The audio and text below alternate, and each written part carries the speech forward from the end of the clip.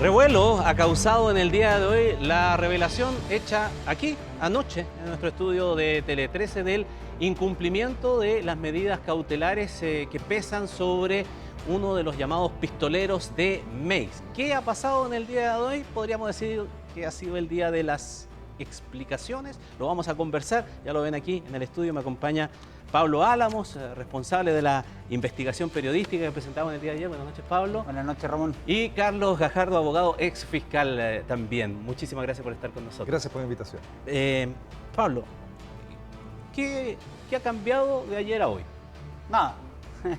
Nada. No. La verdad generó impacto lo que revelamos ayer, pero no el impacto que buscábamos. Pensábamos que con todo lo que contábamos, los antecedentes de Luis Flores Salazar, las pruebas empíricas, la demostración gráfica de que se estaba incumpliendo esta medida cautelar de arresto domiciliario total, algo iba a pasar. Al menos el sistema se iba a activar en tratar de enmendar esto, ¿cierto? Pero no.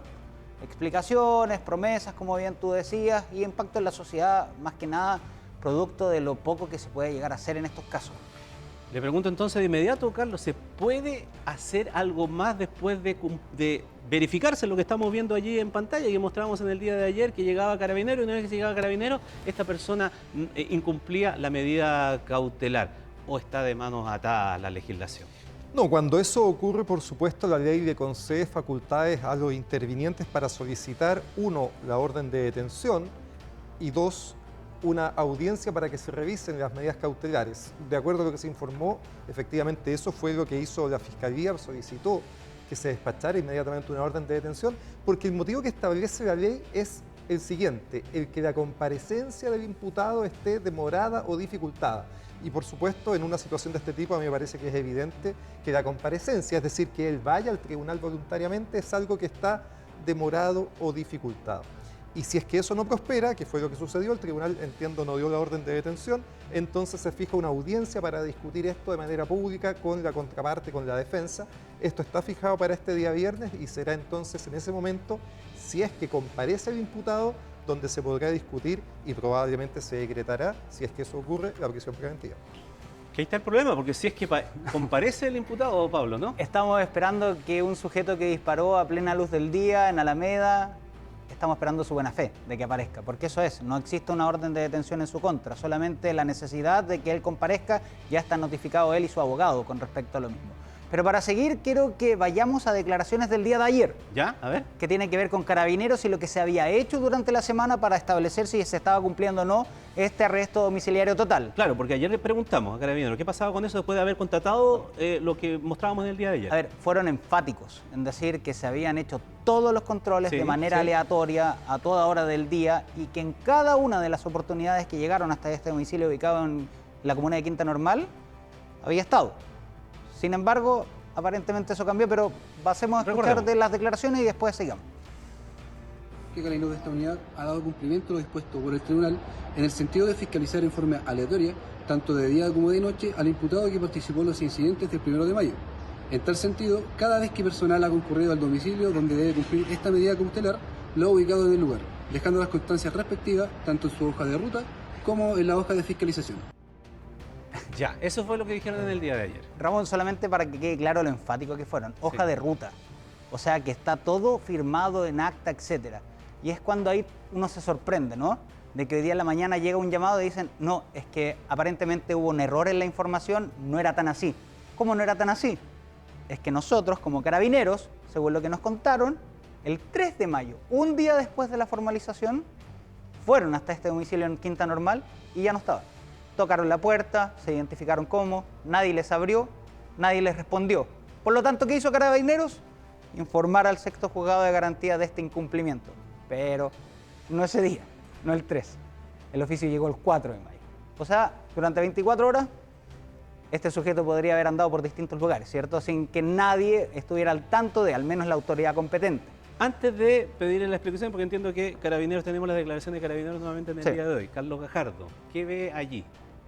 O sea, me parece complejo lo que está pasando, porque efectivamente lo que hace Carabinero en esto es ser una especie de ministro de fe, ¿no? Va al domicilio y dice, bueno, la persona está o no está y certifica, y eso es clave para después pedir una medida cautelar distinta, una prisión preventiva. Entonces, si es que Carabinero dice una cosa y luego dice otra, razonablemente puede tender a dudar de cómo se están haciendo estos controles.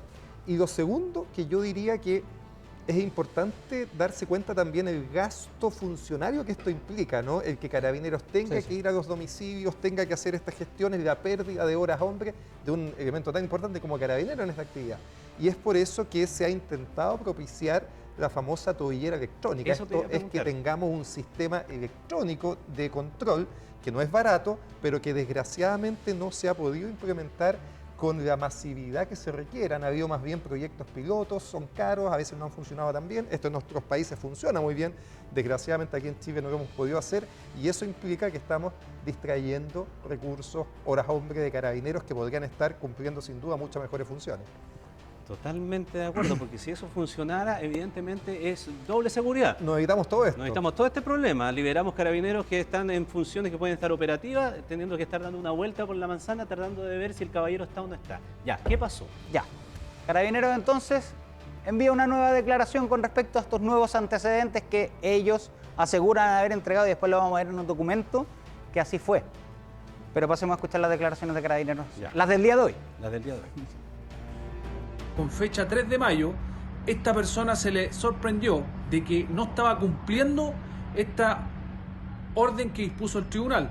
Por tal razón, fue informado mediante oficio al juzgado de garantía su incumplimiento, quien deberá tomar las medidas del caso que ameritan respecto a esta grave falta y delito que cometió este sujeto. La Fiscalía, es importante señalar, ya la semana pasada había solicitado una orden de detención respecto de este imputado con el objetivo de modificar la medida cautelar. Esta orden de detención no fue acogida por el Tribunal de Garantía y es por ello entonces que será materia de debate de revisión de medidas cautelares que se llevará a cabo el día 13 de mayo. Por si acaso no se notó, ese es el vocero de la Fiscalía Metropolitana Centro Norte. ¿Ya? Se le consultó en reiteradas ocasiones si se hacía una mea culpa por parte del Ministerio Público de haber quizás no tenido que tener todas estas explicaciones y promesas, sino que haber pedido la prisión preventiva desde un primer momento. Insisten en que no estaban los antecedentes, que no se podía y que el fiscal que estuvo a cargo de la audiencia actuó después de haber conversado con el fiscal regional. Parte 1, ¿cierto? Con respecto a lo que dice Carabineros, hay pruebas. Eso está en el expediente, en la causa. Y existe un documento que demuestra lo que yo les decía, que fue el 3 de mayo, cuando Carabineros acudió a este domicilio y se percataron de que no estaba ahí. Ahí está, ¿cierto? 10:50. 10:50 del 3 de mayo. ¿Ya? Pero el oficio tiene fecha del 4 de mayo. Un día después. Un día después. ¿Cierto? Ok, aquí viene otro dato importante. El 4 de mayo el tribunal acusa recibo del oficio hecho por Carabineros con respecto al incumplimiento de esta medida cautelar, ¿cierto? El 5 de mayo es cuando la Fiscalía solicita, debido a que cuentan con nuevos antecedentes, una orden de detención en contra de Luis Flores Salazar y también del otro sujeto que fue imputado en aquella oportunidad. ¿El tribunal qué dijo? No. Tenemos. ¿Qué pasa ahí, Carlos? Porque ya, se va configurando. Es bueno el relato así cronológico, porque uno va entendiendo paso a paso todo lo que... Y uno puede encontrar, ya, pero es que no había esto, ya, pero que no... Pero aquí pareciera que están todos los antecedentes. ¿El tribunal por qué? Llama mucho la atención, ¿no es cierto? Así como la semana pasada decíamos que nos parecía un error de la Fiscalía no haber pedido la prisión preventiva en su momento, acá lo que nos parece, y que el tribunal en eso no tenía nada que decir, Sí, ¿no? Porque de acuerdo. si no lo pedía la Fiscalía en el creyente, el tribunal no la podía decretar y por lo tanto no hay ninguna responsabilidad. Pero acá la situación cambia radicalmente. Acá la Fiscalía con nuevos antecedentes ha pedido la orden de detención e insisto que parece muy justificada porque el motivo que tiene que sopesar el tribunal para decretarla o no es si la comparecencia del imputado está demorada o dificultada. Es decir, hacer una prognosis. Nos vamos a demorar en que este señor venga o no venga, esto está demorado o está dificultado y resulta que hay una serie de antecedentes de que esto es así. No cumple las cautelares en audiencias anteriores, en la causa previa que tenía donde amenazó a una mujer y le hirió con un gollete, no compareció. Entonces hay antecedentes concretos de que la comparecencia del imputado para este viernes está demorada o dificultada y por lo tanto correspondía a una orden de detención. Carlos, uno no sabe de leyes, no es abogado, ni mucho menos. Trata de ponerse en el sentido común nada más Y el antecedente que ayer revelaba Pablo y que tú reafirmas aquí en el hecho de él tener antecedentes, de haber tenido una cautelar por haber amenazado con Tenía una orden de detención. Tenía una orden de detención. No se toma en consideración, no es un elemento suficiente como para tenerlo como antecedente para mejor resolver. Tiene que tomarse en consideración, por cierto, porque justamente lo que importa es la conducta previa que ha tenido. Entonces, si en conductas pasadas ya el imputado ha incumplido citaciones judiciales, esa orden de detención se despachó porque él estaba citado a una audiencia de preparación de juicio oral en una causa que es del 2020, ¿no? Y a esa audiencia no llegó, y por lo tanto cuando no llega a una audiencia se despacha una orden de detención en el mes de abril de este año. Por eso tenía una orden de detención. Entonces, si ese antecedente, que es público, que el tribunal lo conoce, debe ser aquilatado, y con eso permite hacer una prognosis de que esto va a volver, o hay altas posibilidades de que suceda, ¿no? En una de esas tenemos una sorpresa y el viernes aparece. Pero hoy día, sopesando los antecedentes que hay una probabilidad alta de que este sujeto no aparezca el día de la audiencia, y por lo tanto eso habilita, faculta al tribunal para que se despache una orden de detención, cosa que no se hizo. A mí me parece que eso es equivocado. Oye, Carlos, hablamos con respecto a quizás otra responsabilidad que pudiera llegar al tribunal en este caso. Pero con todo lo que mostramos ayer del incumplimiento de esta medida cautelar, la Fiscalía hoy o ayer pudo haber solicitado una vez más una orden de detención, más allá de que tuvieran una audiencia para el próximo viernes que ya estaba fijada. ¿Podría haber enviado quizás un mensaje? Podría, pero yo diría que eso ya sería insistir en algo que el tribunal ya resolvió. El tribunal ya resolvió con estos antecedentes no despachar una orden de detención y espera que esta situación se discuta el día viernes de esta semana. A mí me parece que la Fiscalía ahí ya tenía poco que hacer. Si el tribunal no dio la orden de detención, la Fiscalía debe conformarse y esperar la audiencia del día viernes. En este caso me parece que el error está en el tribunal. Claro, pero ahora estamos como llorando por la derecha derramada cuando esto pudo haberse evitado anteriormente. Mucho antes. Incluso entiendo que la autoridad política hoy día también lo reconoce y ha cambiado un poco el discurso respecto de el actual, porque es querellante también en esta causa y no se sumó a una medida cautelar más gravosa cuando no se pidió la vez anterior. ¿Hablaron hoy día las autoridades? Sí, habló la ministra del Interior en una pauta de prensa que tuvo en la comuna de La Pintana. Se refirió a hechos de violencia, balas, pero también a lo que mostramos y expusimos de manera exclusiva en Tele 13, y los invito a que revisemos lo que dijo. Es por eso que vamos a ser implacables, tal como lo ha dicho la alcaldesa, en activamente, como Ministerio de Interior, seguir solicitando las medidas cautelares más gravosas para que el emitir un arma de fuego en un espacio público, como ya ha manifestado las pericias, pueda ser perseguido y no anden al día siguiente deambulando por nuestros barrios, como ocurre en este caso. A ver, ser más proactivo ahora, Carlos, está dado porque las pericias habrían determinado entonces que sí habrían disparado. No bastó el solo hecho, entonces no bastó para el Ministerio del Interior y para su parte jurídica el solo hecho de tener la constatación que había disparado, independiente de que no supiéramos si eran los responsables de las lesiones, tanto a la periodista que sigue en estado grave, muy grave, en riesgo vital, o de las otras personas que resultaron lesionadas. Es necesario tener esa constatación para pedir una medida más gravosa, precautoria, aunque tú sepas que ha disparado en la vía pública. Yo creo que ahí hubo un error del Ministerio del Interior en la audiencia, ¿no? Ellos debieron haber pedido proactivamente la prisión preventiva. Eso se debe hacer en audiencia, no previamente por escrito, tenían que haberlo hecho ahí, y yo creo que es evidente que había un tirón de orejas por parte de la autoridad superior y la ministra y quienes corresponden, que han hecho que efectivamente en la causa se hayan activado, ¿no? De hecho, el Ministerio del Interior también pidió que se modificaran las medidas cautelares por escrito, y por lo tanto se nota que hay una mano un poquito más dura. Yo creo que es lo que corresponde. Tarde o temprano, creo yo, en este tipo de causas hay que dar señales potentes que indiquen que este tipo de conducta va a ser perseguida con rigor, y a mí me parece bien que se esté cambiando esa mano, ¿no? Esa decisión inicial que fue errada. Ya. Nosotros seguimos investigando, Pablo, no hemos terminado aquí. No hemos terminado, porque la verdad es que tenemos como objetivo nosotros explicar el por qué llegan a suceder estas cosas el 1 de mayo en Barrio Meix. Y la verdad es que son antecedentes varios.